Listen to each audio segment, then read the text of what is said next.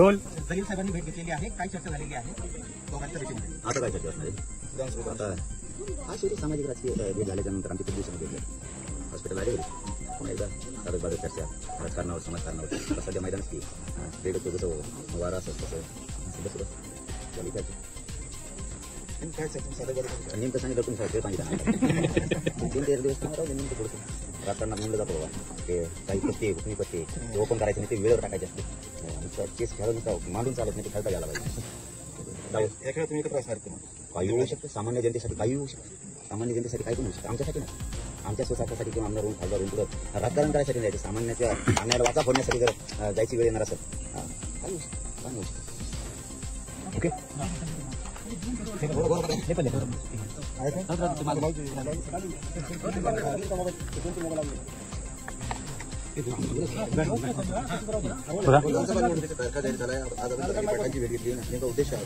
मी जरांगे पाटील साहेबांना दोनदा हॉस्पिटलमध्ये जाऊन भेटलो होतो. इथेही जेव्हा त्यांचं आंदोलन सुरू झालं होतं इथेही आलो होतो आणि त्यावेळी मी एक गोष्ट सांगितली होती की आपण जेव्हा हे घोषणा देतो 1 मराठा लाख मराठा, तर त्यावेळी मी सांगितलं होतं की 1 मराठ्याने पूर्ण महाराष्ट्रामध्ये कसं गाजवलेलं आहे, सगळं लाखो मराठा रस्त्यावर आले तर काय हो, तर ते सत्य झालेलं आहे. आणि मी जरांगे पाटील साहेबांचा सुरुवातीपासून फॅन आहे या कारणाने की एक छोटासा गावाचा सामान्य माणूस आपल्या समाजाच्या हितासाठी जेव्हा त्याची प्रामाणिकता लोकांना करतं तर सगळं समाज त्याच्या मागे कसा येतो त्याचं एक ज्वलंत उदाहरण म्हणजे जरांगे पाटील साहेब आहे. आणि ते आपल्या भूमिकेवर ठाम आहे की कधीही त्यांनी आपली भूमिका बदललेली नाही आहे, ते आपल्या समाजासाठी लढत आहे. आज चांगली गोष्ट हे आहे की त्यांनी आम्हाला जेव्हा हे कळलं की सगळं आता निवडणूक जवळ आलेली आहे आणि जरांगे पाटील साहेबांचे आम्ही हे ऐकलं होतं की तेही निवडणूक लढणार आहे, त्यांचं म्हणजे त्यांच्या वतीने काही लोक निवडणूक लढणार आहे, तर त्या अनुषंगाने आणि आज जे समाजामध्ये जे चाललेलं आहे त्याच्या बाबतीत चर्चा करण्यासाठी आम्ही आलो होतो.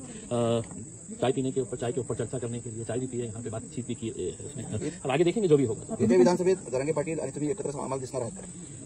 देखिए जैसा अभी जरांगे साहब ने आपको बताया है कि कुछ दिनों के अंदर कुछ ना कुछ तो जो भी फैसला लेंगे, मैं अकेला अपने तौर के ऊपर मेरी पार्टी का फैसला नहीं कर सकता हूं. जरांगे पाटिल साहब की सबसे अच्छी बात यह है कि जब भी उन्होंने कोई फैसला लिया है अपने समाज के साथ चर्चा करके, समाज के जिम्मेदारों के साथ चर्चा करके उन्होंने फैसला लिया है. इसमें हमारी सिर्फ उम्मीद यही है, हमारी सिर्फ ख्वाहिश यही है कि आज महाराष्ट्र में जो राजनीतिक परिस्थिति है, जितने भी एस्टैब्लिश्ड पॉलिटिकल पार्टीज है या जो प्रस्थापित नेता लोग हैं, इनका लोगों का विश्वास इनके ऊपर से खत्म हो चुका है. तो जब तक आप नए चेहरे नहीं लेके आएंगे, लोगों का विश्वास जो है नए चेहरों के ऊपर होगा और लोगों को लगेगा कि नहीं भाई यही लोग बार बार चुनकर आ रहे हैं करके. आज भी राजनीति के अंदर देखिएगा, आज विधानसभा, आज एमएलए का ये हुआ है, एक बाप मंत्री रहता है, बेटे को आमदार बना दिया जाता है, मतलब बाकी और कोई नहीं है. ये घरानेशाही कहीं ना कहीं तो खत्म होनी ही चाहिए ना उसमें. तो आज अगर कोई ऐसी कोशिश की जा रही है तो हम उस कोशिश के अंदर पूरा साथ देंगे जरांगे पाटील साहब को. जरांगे पाटलांनी बुद्धिबळाचं उदाहरण दिलंय, तुम्ही एका बाजूने एकत्र आलात आणि पुढचा कोण आहे राजा जो तुम्हाला मारायचा? समझा नहीं. बुद्धिबळाचे 2 संख्या असतात, दोन्हीकडे राजा असतात, तुम्ही एकी कोण झालात तर पुढचं टार्गेट कोण आहे? देखिए साहब, मैं ये समझ के चलता हूं कि यहाँ पर राजा की बात नहीं हो रही है, यहाँ पे प्रजा की बात हो रही है. जरांगे पाटिल साहब भी जितना भी आंदोलन कर रहे हैं वो उनके समाज के साथ जो नाइंसाफी हो रही है उसके लिए वो आवाज उठा रहे हैं, लड़ रहे हैं. हमें तो ये बात समझ में नहीं आती है. मैं विधानसभा के अंदर जब आमदार था उस वक्त एक भाषण किया था और मैंने ये बताया था कि अगर भाजपा तैयार है, शिवसेना तैयार है, कांग्रेस तैयार है, एनसीपी तैयार है, समाजवादी तैयार है, हम तैयार है, तो क्या वजह है कि इसके अंदर रुकावटें लाई जा रही है करके. देखिए, बोलना कुछ और करना कुछ, ये राजनीतिक पार्टियों के बड़े बड़े नेताओं की आदत बन चुकी थी.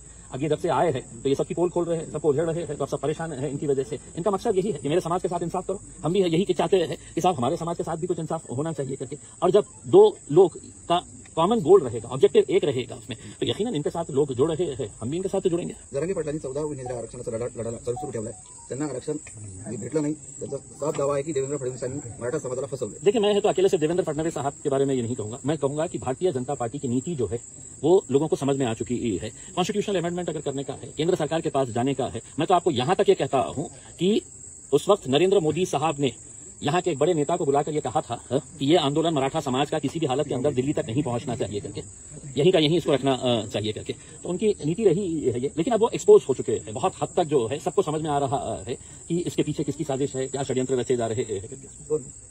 मैं तो आपको शुरुआत से ही कहा हूं ना, भारतीय जनता पार्टी और उनके जितने भी है नीचे से लेकर ऊपर तक, ये सभी लोगों की साजिश है. आपका अलायंस हो सकता है?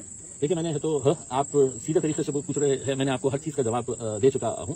अलायंस का मतलब क्या होता है? जब आप एक कॉमन गोल को हासिल करना चाहते हैं, और वो कॉमन गोल क्या है करके, समाज के अंदर अगर हमको परिवर्तन लेके आने का है. आज जो जाति धर्म के नाम के ऊपर जो घटिया राजनीति यहाँ पर देखने को मिल रही है, मुझे खुशी इस बात की है, मैंने जरांगे पाटिल साहब के तमाम ऐसे भाषण सुना हूँ, कहीं पर भी वो ये नहीं कहते हैं कि साहब ये समाज ने वो समाज के खिलाफ बोलना चाहिए, ये धर्म ने दूसरे धर्म के बारे में कुछ बात करना चाहिए। उनका एक गोल है, उनकी एक सोच है कि भैया हमको रहना सबको साथ में ही है करके उसमें। उन्होंने कितने उदाहरण अपने गांव के दिए हैं यहाँ पर कि उनके गांव के अंदर किस तरीके से अच्छा, लेकिन आज क्या वजह है कि महाराष्ट्र के अंदर जाति धर्म और मजहब की दीवारें खड़ी की जा रही है, उसको कहीं ना कहीं गिराना चाहिए। और वो कौन गिरा सकता है? जो एस्टैब्लिश लीडरशिप है उनसे हमारी उम्मीदें खत्म हो चुकी है। तो जो नई लीडरशिप डेवलप हो रही है, अगर वो प्रामाणिक है और जिसको मैं जरांगे पाटिल साहब के अंदर देखता हूं, तो मुझे भी ऐसा लगता है कि एक नई पहल हो रही है, क्यों ना हमें कोशिश करके देखें। जरांगे पाटिल की जो आंदोलन था उसका जो फायदा है मुस्लिम तबके के बच्चों को भी मिला है। इस वजह से भी आप देख सकते हैं 100%। मैं जैसे आपको ये बताया हूं ना कि जब फायदे मिलते हैं, किसको फायदा मिलना चाहिए साहब? जो सबसे गरीब लोग हैं।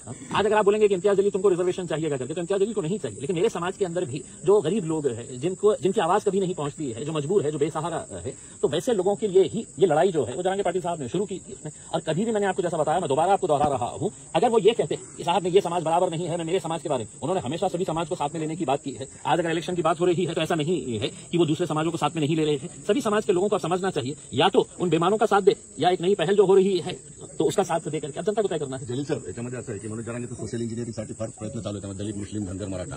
तुम्हाला वाटतं की ही सिच्युएशन आताची जी आहे ते योग्य आता गणित बसू शकतं, योग्य संधी आहे? मला असं वाटतं की 2024 ही जी निवडणूक आहे याच मुद्द्यावर असणार आहे की आज महाराष्ट्रामध्ये किंवा देशामध्ये जे आज जाती धर्माचा तेढ निर्माण करण्याचा जे प्रयत्न सत्ताधारी आणि विशेषतः भारतीय जनता पार्टीकडून जे सुरू आहे ते कुठेतरी थांबायला पाहिजे. आणि आज सगळ्यात जास्त महाराष्ट्राला काय आवश्यकता आहे तर सोशल इंजिनिअरिंगची. म्हणजे सगळ्या जाती धर्माचे कोणत्याही माणसाला एकमेकाशी द्वेष करायचं नहीं है, उनको अपनी रोजी रोटी से है तो फिक्र ये है, परेशान है, किसान परेशान है. ऐसे हालात के अंदर कौन जाति धर्म के बारे में है तो सोचते रहेगा अगर उनका पेट खाली ही है तो उसमें. तो अगर सबके बारे में अगर सोच रहा है कोई तो हम यकीनन उसको पूरी तरीके से साथ देंगे. और हमारा यही कहना है कि 2024 का इलेक्शन जो है वो सभी जाति धर्म और मजहब के ऊपर उठ के हम सब एक है. हमें गर्व के साथ कहना है कि मला अभिमान है कि मैं महाराष्ट्रीयन है, मुझे गर्व है कि मैं भारतीय हूं. इस मुद्दे के ऊपर लड़ना चाहिए, वरना आपको तो लड़ाने के लिए बैठे हुए ही है सत्ताधारी जितने भी बैठे हैं. जरांगे पाटील आपल्या भाषणात नेहमी म्हणतात की मुसलमानांनी कुणाला घाबरायची गरज नाही, मुसलमानाचं कोणी काय वापर करू शकत नाही. देखिए यही कसं बघतात मुसलमानाकडे घाबरायचं? मैं यही कहना चाह रहा हूं कि मैं आज अगर चौथी मर्तबा अगर जरांगे पाटिल साहब से मिलने के लिए आया तो कहीं ना कहीं मेरे दिल में भी उनके लिए एक आदर का स्थान बना है. और इसलिए आदर का स्थान बना है कि वो इंसानियत के लिए बात कर रहे हैं. उन्होंने कभी तो जाति धर्म और मजहब के हिसाब से बात नहीं किए हैं, उन्होंने सबका साथ लेने की बात कर रहे हैं. इसका मतलब ये नहीं है कि भाई मुसलमानों को घबराने की.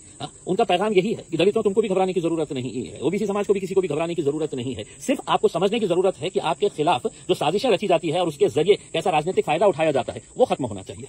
आपण राज्यामध्ये किती जागा लढवणार आहात? आता ते ठरलेलं नाही आहे. काही पत्रकार येत असेल तर तिकीट द्यायला तयार आहे. ठीक आहे भैया.